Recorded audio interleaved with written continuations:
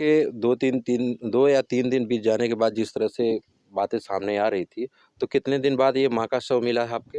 9 दिन बाद। 9 दिन बाद।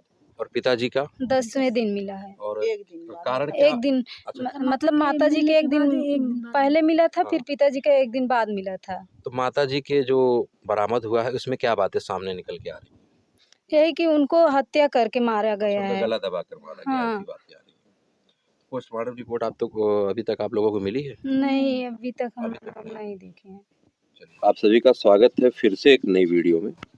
और इस घटनाक्रम को देखते हुए आप लोगों को लगभग 10 से 11 दिन हो चुका है। आपको बता दें कि ये वही मल्लुकपुर गांव है, मेरे पीछे वही पीड़ित परिवार है। और जिस तरह से पूरे घटनाक्रम को लगातार हमने 10-11 दिनों से रिपोर्टिंग की है, इसमें यही लगा था कि हर घटना को दबाने का मकसद क्या था आपको पता ही है। और सदियों से जो हमारे बहुजन समाज में अत्याचार होता आ रहा है, ये वही चीज़ है। और आपको बता दें कल जो है रामचरित्र जी उनके पिताजी है, उनकी लाश जो है सेवई नाला में मिली थी। और एक पोस्टमार्टम रिपोर्ट आई है जिसमें इनकी माँ का ये कहा गया है कि जिससे कि गला दबाकर हत्या करने की भी बात आई थी। तो ये सारी बातें सामने आई है। तो फिलहाल पीड़ित परिवार है और अभी हम लोग पूरे टीम से आए हैं और जानकारी लेते हैं कि अब क्या कुछ नया चुनौती आई। बहनी, माता जी का जो पोस्टमार्टम रिपोर्ट आप लोगों ने सुना है तो उसमें कुछ बातें हैं, उसको बताइए। अभी हमको पता ही नहीं एक रिपोर्ट अभी कहाँ है।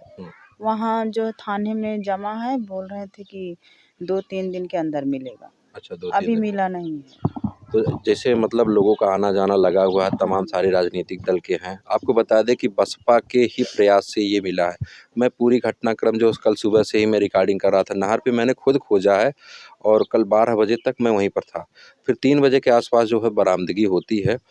और ये बहन थोड़ा इधर आप आइए और आपको दिखा दें इसी में कि ये देखिए अभी तक इनके चूल्हे ठंडे पड़े हैं और यहाँ पर खाना पीना तक नहीं बना है। बस यही है कि गाँव वालों के सहयोग से इन लोगों का किसी तरह से गुजर बसर हो रहा है। और बेटा, पहली बात तो आप घबराओ मत। जितना भी हमने प्रयास किया है और पूरे समाज ने किया है, जितने भी हमारे दर्शक देख रहे हैं, इनको आप लोगों को दोस्तों हम धन्यवाद देना चाहते हैं कि जितना आप लोगों ने इस वीडियो को शेयर किया है अपने तमाम माध्यम से, फेसबुक से, यूट्यूब से। इस पीड़ित परिवार को आज जान लीजिए कि कब से न्याय की गुहार लगा रहे थे। अब कुछ उम्मीद जगी है?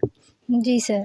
आप दोषियों के खिलाफ आपको बता दीजिए क्या हो। दोषियों को कड़ी से कड़ी सजा हो सर। उनको उम्र कैद आजीवन कारावास हो। और उन लोगों को कभी तड़पा के मारे हैं ना, हाँ। वैसे उन लोगों को भी तड़पा के मरवाए। ऐसे उनको छोड़ना बहुत बड़ा मुजरिम हो जाएगा। उन लोगों को छोड़ना ही नहीं। और जो ड्राइवर है, ड्राइवर को जल्द से जल्द पकड़े। अभी तक उन लोगों को पकड़े नहीं। अच्छा, अभी तक ड्राइवर? हाँ, और वो जो ड्राइवर है, ड्राइवर को भी जल्द से जल्द पकड़े, ताकि जो लोग इसमें शामिल है, मेरे माता पिता की हत्या किए हैं, उन लोगों को पूरी जीवन कारावास हो, ताकि वो लोग फिर कभी कोई और ये सोचे ना कि ऐसे किसी के साथ करें, ताकि सोचने पर भी मजबूर हो जाए कि किसी के साथ ऐसा किया ना जाए। हम यही कहेंगे कि उन लोगों को जीवन कारावास हो, कड़ी से कड़ी सजा मिले, ताकि दुनिया में किसी और के साथ ऐसा ना हो। हम लोगों के साथ जो हो गया, हम लोग झेल रहे हैं। हमारे माता पिता हमारे लोग सर से चले गए हैं। हम लोग जानते हैं हम लोग कैसे जी रहे हैं। दुनिया में ये सब किसी और के साथ ना हो। उन लोगों को ऐसी सजा मिले, आजीवन कारावास हो। तड़पा के उन लोगों को मारा जाए, कभी भी उन लोगों को एकदम छोड़ा ना जाए। आप ये उदास चेहरे, आपको पता ही है जितने दिन से जो घटनाक्रम चल रहा है। आपको बता दें कि आरोपी ने कोर्ट में जमानत के लिए अर्जी भी डाली थी और सुनवाई उस पर चल रही थी, लेकिन उसकी जमानत हो भी जाती, शाम तक अगर लाश की बरामदगी नहीं होती। लेकिन जैसे ही प्रशासन को सूचना मिलती है कि इनके जो माता का शव मिल गया है नहर में, तो उसको लेकर इनकी जमानत की प्रक्रिया रद्द हो गई और आरोपी वही फूट कर कोर्ट में ही रोने लगा। और उसने कहा, ये भी कहा था कि मुझसे जो है पुलिस ने जबरन ये कहलवाया है कि तुम खुद कबूल करो कि हत्या मैंने की है। ऐसी बात आई थी। हाँ, आई थी। ऐसी बात आई थी कि वो बाइज्जत बरी हो जाता। बताइए, इतना करने के बाद भी वो झूठ पे झूठ बोलते जा रहा था कि अपने आप को कितना बचाने की कोशिश कर रहा है। कि मतलब घटना कर मारने के बाद बोल रहा है कि हम नहीं किए, हमको पुलिस प्रशासन जो है दबाव डाली, तब जाके हम बोले हैं। अच्छा, दबाव डालने की बात कही थी। दबाव डालने की बात कही। और ऐसा ग्रामीणों का भी कहना था। देखिए, जैसे इनकी माताजी की जिस स्थिति में वो शव बरामद हुआ था, वो उसको कहीं अन्न से लाके डाला गया है ना? हाँ कपड़े तक हाँ नहीं भीगे थे। हाँ, नहीं कपड़े तक कपड़े भी थे नहीं, एकदम जैसे मतलब जैसे लग रहा था धोआ हुआ वो कपड़ा, इतना एकदम क्लीन था कपड़ा। मेरी माता का बिंदी भी नहीं छूटा था, वैसे को वैसे एकदम सेम वैसे पड़ा था। आप लोगों ने देखा था। हाँ भैया, हम लोग देखे थे। और कल जो पिताजी की थी उसकी जो आपने उनको जिनिस उनको हाँ, लाइट उनको लगा है हाँ, मतलब उनको लाइट लगी। लाइट से हो गए हैं, लेकिन मेरे मम्मी को कत्ल किया गया है। कम से कम मेरी हाँ, माता को छोड़ छोड़ दिए होते दिए तो होते कम तो से कम हम लोगों को सहारा, हम दोनों बहनों को सहारा तो बन ही रही होती मेरी माता जी ना। लेकिन पिताजी को जो लाइट मारा था ठीक है, लेकिन माता जी को कम से कम छोड़ दिए होते वो लोग को इतनी कड़ी से कड़ी सजा दी जाए ताकि कोई सोचे भी कि उसको रूह काँप जाए कि हम ये काम करें कैसे। हम सही लोगों बात। को न्याय मिलना चाहिए। अब तो उन लोगों को कड़ी से कड़ी सज़ा मिलनी चाहिए। और हम लोग पढ़ना चाहते हैं, हम लोग आगे कैसे बढ़ेंगे? हम लोग हम दो बहनें, हम लोग पढ़ना चाहते हैं आगे। हमारे माता पिता तो यही बस हम लोगों को पढ़ा लिखा रहे थे कि तुम लोग बेटा पढ़ो, आगे तुम ही लोग हमारा सहारा बनोगे। लेकिन वही अब हम लोगों के सहारा तो वही नहीं रहे, हम लोग आगे कैसे बढ़ेंगे? अब कैसे खाएंगे, कैसे पिएंगे? हम लोगों की आर्थिक स्थिति इतनी अच्छी भी नहीं है कि हम लोग खेत वोत अनाज उनाज उगा के उसे बेच बिकिन कर पढ़े लिखे। हम लोगों के खेत वोत भी नहीं है, हम लोग कैसे पढ़ेंगे? कैसे लेंगे, आगे कैसे बढ़ेंगे? हम लोग की जिम्मेदारी सरकार लेना चाहिए ना उनको, अब तो लेना चाहिए हम लोगों। हम लोग पढ़ना चाहते हैं, कैसे क्या करेंगे अब? किस क्लास में थी बेटा आप? 11th में। 11th में। दोस्तों आपको बता दें कि इनके जो पिताजी थे वो टेलरिंग का काम करते थे ना, हाँ, कपड़ा सिलते थे। हाँ, कपड़ा सिल के किसी तरह से इन्होंने अपनी बेटियों को शिक्षित बनाया। अभी भी देखिए मकान, मतलब पढ़ाई के चक्कर में ही ये अपना एक कमरा तक ये नहीं बनवा पाए हैं। ये स्थिति आप देख के समझ सकते हैं इनके परिवार की हालत। और अब इनकी पढ़ाई पर ब्रेक लग गया है, अभी भी इनको शादी करनी है, 2 बहनें हैं, अभी शादी के लिए भी हैं। और पढ़ाई कहाँ, बीएड हो रहा था आपका बीएड ना? कर रहे हैं। बीएड हो रहा था। जी सर। क्या सपना था बनने का? सर टीचर बनने का सपना था। टीचर बनने का सपना। अब तो हम लोगों का सपना भी मतलब वो पूरा करने वाला ही नहीं रहे, तो हम लोग का सपना कैसे पूरा होगा कि हम टीचर बने? अभी तक तो पढ़ ही रहे थे हम लोग, वो पढ़ा रहे थे, हम लोग पढ़ रहे थे, मजदूरी धतूरी करके चाहे जैसे भी करके वो पढ़ा रहे थे, लेकिन हम लोग पढ़ रहे थे। लेकिन अब तो वही नहीं, हम लोग पढ़ेंगे कैसे अब? जरा सा भी खेत नहीं है ना। नहीं है। वो अधिया मजदूरी जिसे कहा जाता है, गांव में अधिया खेत लेके लोग मजदूरी करके किसी तरह से अपने परिवार का भरण पोषण करते थे। और साथ ही साथ जो उसमें कुछ अन्न होता था वही बेच के इनका गुजारा होता था।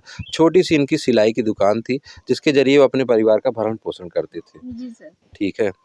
और अभी मैं प्रशासन से ये मांग करना चाहूँगा कि इस मामले को फास्ट ट्रैक अदालत में लेकर जल्द से जल्द जो है आरोपियों को सज़ा दिलाया जाए, ताकि आज इन परिवारों के साथ जैसा हो रहा है, ये तो सदियों से चला आया। बहुजन समाज पे जो अत्याचार हैं ये ज़माने से चलता आ रहा है। लेकिन इसकी एक बानगी जौनपुर में जो जिस तरह से देखने को मिली कि पूरी मामले को किस तरह से मेन स्ट्रीम मीडिया इसको कोई नहीं दिखाया। हम सभी छोटे यूट्यूबर्स जो हैं यही मिलकर इस मामले को जब हाईलाइट किए तो इसमें तमाम सारे राजनीतिक दल भी आए। लेकिन बसपा के लोग जिस तरह से कल हमारे साथ मिलकर नहर में वो खोज रहे थे लाश को, उसको देखकर लगा कि हाँ, असली हितैषी जो पार्टी राजनीतिक दल होता है, गरीबों को मसीहा कहा जाता है, वो बिल्कुल सच है। आज है 15 जनवरी और आज है बहन जी का जन्मदिन। और बसपा के लोग आपके पास आए थे तो न्याय की उम्मीद लगी थी तो कुछ हाँ, आए थे। सभी वो लोग लोग आए थे। हाँ, सब सभी लोग आए थे, आर्थिक स्थिति भी दिए थे, आर्थिक मदद भी किए थे। हाँ, सभी नेता संसद मतलब आए थे, सभी लोग मदद भी किए थे।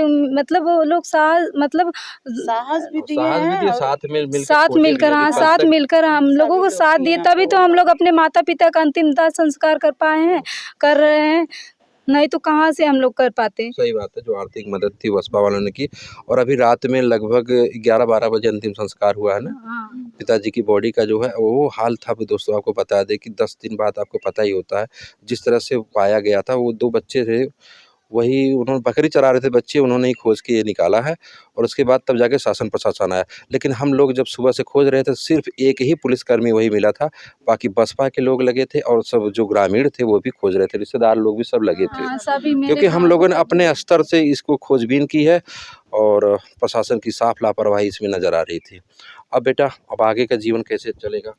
तो सर अब हम लोगों का जीवन कैसे चलेगा? हम लोग कैसे पढ़ेंगे?